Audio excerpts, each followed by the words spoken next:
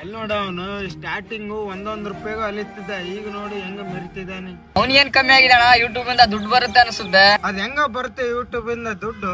ನಾನು ಟ್ರೈ ಮಾಡಿದೆ ಅಣ್ಣ, ತುಂಬಾನೇ ಕಷ್ಟ ಆಯ್ತು. ಅಣ್ಣನ ಕೇಳೋಣ. ಕರಿ ಅವ್ರನ್ನ ಕರಿ, ನಾನು ಯೂಟ್ಯೂಬ್ ಬಗ್ಗೆ ತಿಳ್ಕೋಣ.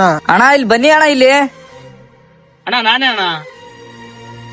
ನಿಮ್ಕಿನ ಮೊದ್ಲೇ ನಂದು ಯೂಟ್ಯೂಬ್ ಚಾನಲ್ ಐತಣ್ಣ, ಒಂದು ಲೈಕ್ಸ್ ಬರಲ್ಲ, ಒಂದು ವೀಕ್ಸ್ ಬರಲ್ಲ, ಸಬ್ಸ್ಕ್ರೈಬರ್ ಅಂತ ಮೊದ್ಲೇ ಬರಲ್ಲ. ಹೆಂಗಣ್ಣ ಮಾಡಿದ್ರಿ ನೀವು? ಅದಕ್ಕೆಲ್ಲ ಯಾಕೆ ಯೋಚನೆ ಮಾಡ್ತಿದ್ದೀರ ಅಣ್ಣ? ನಿಮ್ ಯೂಟ್ಯೂಬ್ ಚಾನಲ್ ಗ್ರೋತ್ ಮಾಡ್ಕೊಟ್ಟು ನಿಮ್ಗೆ ಸಬ್ಸ್ಕ್ರೈಬ್, ವ್ಯೂಸ್, ಲೈಕ್ಸ್ ಬರಂಗ್ ತರ ನಾನ್ ಮಾಡ್ಕೊಡ್ತೀನಿ, ಬನ್ನಿ ಅಣ್ಣ. ಅದು ಹೆಂಗಣ್ಣ ಪ್ಲೀಸ್ ನಮಗೂ ಹೇಳ್ಕೊಡಿ. ನಮಗೂ ಯೂಟ್ಯೂಬ್ ಅಲ್ಲಿ ದುಡ್ಡು ಮಾಡೋಕಂತ ತುಂಬಾ ಆಸೆ ಇದೆ ಅಣ್ಣ.